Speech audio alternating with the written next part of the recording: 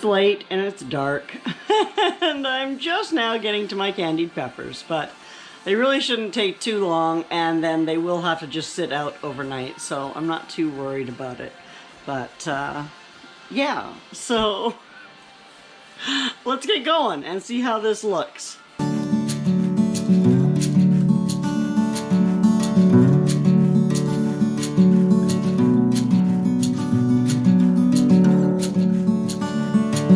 Peppers are all cleaned and cored, and I am not going to sit here and cut all these, and I don't care if they're exact perfect little squares or whatever, or little strips. I'm actually going to just zhuzh them in my food processor, and we're going to go from there. Starting off with a sludgy mess of sugar and apple cider vinegar. Need to get all this sugar melted. But I'm going to throw in a few other spices while I let this melt. So let me show you what I'm going to add to this, just to add a little more flavor. Add a little bit of turmeric. I'm going to add a little bit of celery seed. And I've got a couple half cloves of garlic that I'm going to grate into there as well. And yeah, so that's going to be our sweet pepper flavoring. Planning to can this, I am actually following a recipe, and so I started with, I have 3 pounds of peppers. I added 2 cups of apple cider vinegar and 6 cups of sugar, and then I added about a tablespoon of celery seed. Only about 1/4 teaspoon of turmeric, because it's turmeric from fresh root, and so it's maybe a little stronger than the stuff you would buy at the store. And then I added in about 1 clove of garlic, and that's it. Now I'm just going to stir this until it comes up to a boil and all of that sugar dissolves, and I guess we'll go from there, and we'll see if I can make, I guess it's not really cowboy candy because it's not jalapenos. So I don't know, I saw one recipe that called it cowgirl candy, so you know, maybe we'll have to go with that. But anyway, we'll be back in a bit. I'll be back in a bit. I don't know who this royal we is, but I'll be back in a bit. Well, for you it'll be a blink of an eye. So in here I have my jars, and they've been bubbling away for a little while, so I'm going to turn them off and just keep that hot and keep them hot in there until I'm ready to fill them. So they're all sterile. They've been in there bubbling for about 20 minutes or more, so they're sterile and ready to go. I have my lids and my rings in a pot of water, and it's just on low on the stove. Actually, I lied. The one on the front is on low. Now the one on the back is on low. And over here we're still waiting for this to come to a bubble. And then after it comes to a bubble, the recipe says to let it, turn it down, let it simmer for 5 minutes, bring it back up to a boil, and then add my peppers and let them cook for 4 minutes, and then start putting them into my jar. So that's what we're doing. So this deliciousness now has been simmering for 5 minutes. And so I'm going to go in here with my peppers slowly so they don't splash all over the place. Because there's nothing worse than splashing hot sugar water on yourself, or hot sugar vinegar on yourself. Now, these are all different sizes. They're kind of the same, some of them, but there's some that are big and some that are a little bit smaller. Oh, there's a giant one. I'm just going to leave it though at this point. I'm supposed to bring this back to a boil, so I'm going to turn it back up, bring it back to a boil, and then once it boils I'll turn it down and let it cook for about 4 minutes. And yeah, and we'll start putting it into some jars. Here's what it looks like now, and I'm just going to scoop it into these jars. It said to leave 1/4 to 1/2 inch of head space. So I may have to come back and fill them a little bit, but yeah, that's how easy this is, I guess. So my next step is going to go in with this tool.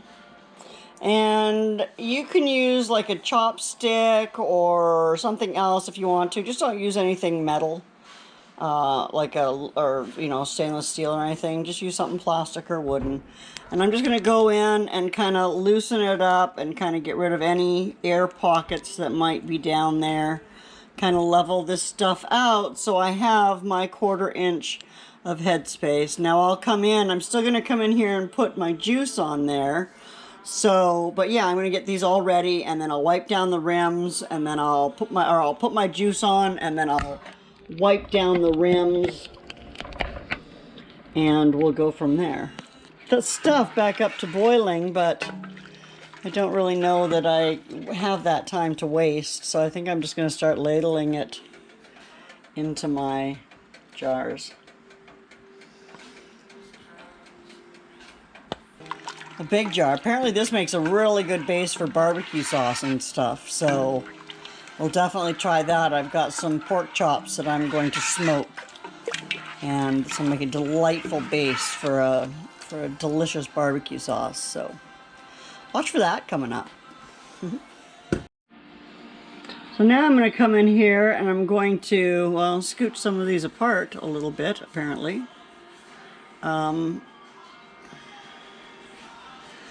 And I'm going to wipe down these rims. This is a vinegar, I've got just vinegar on this little bit of paper towel. So we're going to wipe down all our rims, make sure there's no nicks or cuts or any little bits of pepper sticking off the side. Alrighty, and next we're going in with our lids and then our rings. So I'm going to do all my lids first, and then I'll come back and put my rings on. Let go. So now in we go, I guess. Here, I'm going in with more of that because I want 2 inches over these jars. That's a good 2 inches. Now I gotta tell you, I don't like water bath canning anything bigger than these little 1/4 pint jars, because anything bigger I find is too tall. I can't actually get a nice rolling boil going. So I'm going to close my lid. I'm going to make sure that my lid, my exhaust up here, is set to exhaust. I'm going to hit water bath can. I'm going to go up to 10 minutes because I have those little half pints. And I'm going to hit start. This will come up to a boil, and then this will beep. And I will then be able to, it'll start counting down. I had to pull up my instructions because it wasn't flipping over to start the timer down, even though there had been a steady stream of steam for quite a while. So I looked at the instructions, and sure enough, I actually had to push start again to get it to start its countdown. So I have now started the countdown, and I think I'll probably cancel it a couple of minutes early because I did let it run for a good couple of minutes with that steam coming out of the canner. So I don't want to over process them because I have done that before and I have had jars explode and make a nice big mess. So I'd like to avoid that. So wish me luck. So I'm down to 3 minutes, and like I said, I had this running for about 3 minutes, 3 or 4 minutes before I remembered that I had to push start again to have it start counting down. So now I'm going to cancel it, and that is super simple. I'm just going to push the start stop again, and I'm going to give it about 10 minutes for that steam to slow down, and then I'll open it up and take my jars out, and we'll hope they all pop. Alright, let's see if I can open this. Zoop. Yep. Just open it away from your face so you're not getting a cloud full of steam. And let's go in here and see if we can't pick these up. Now you want to pick them up straight. You don't want to let them tilt, because that can cause the seal to crack or break or whatever. So I'm trying to be careful here. And something has leaked into my water. I don't know which one. Ah! Did you see that? That was awful. Oh man. I'm gonna put that one in the corner so that I know it was the one that fell over. Oh. Ah. Okay, that was not good. Fingers crossed they seal. Well, that is super exciting. All 6 of them popped and I am good to go. I have some that I'll taste in probably about a week. Maybe I'll try some tomorrow. Just so I can taste them before I put this up and you guys can see what I think. I know I've tasted the candied liquid and it's pretty darn good. So I haven't actually tasted a pepper yet, but I could see that on a burger tomorrow for dinner. That sounds delish. So I'm gonna go for now because I guess that's about it. My canning venture is done. Those just have to sit there for 24 hours and cool off, and I can store them in my pantry. So yay. I love canning. I really do. I know this is just the second year of getting into it. Did you guys see my new canner? Did I ever show you that I actually got a real canner? After that fiasco where my Nesco blew a fuse when I tried to do that cold pack with the hamburger, 10 pounds of hamburger that I had ready to cold pack, and my Nesco blew a fuse halfway through. I was not happy, and I will definitely not ever cold pack pressure can with the Nesco. The one thing it is nice for is that it does small batches. So this little batch in my little 4-ounce jars is good for water bath canning, and pressure canning I'd be okay with doing some things. I don't think I'd go any larger than a pint size in this. It does say you can do quarts, but I find they don't really fit very well. And like, you definitely couldn't water bath quarts, or even the 1.5-pint jars that I have. There's no way I could water bath that. There's no way to get enough room on the top.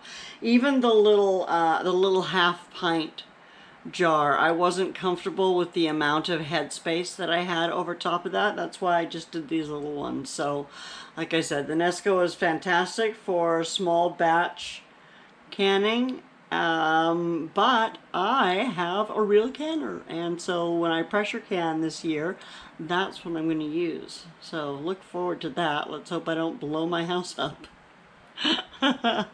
Anyway, thanks for coming and hanging out with me in the kitchen again. You know that I love you and I appreciate every single second that you spend with me. Take good care of yourself. I will see you soon. Bye now.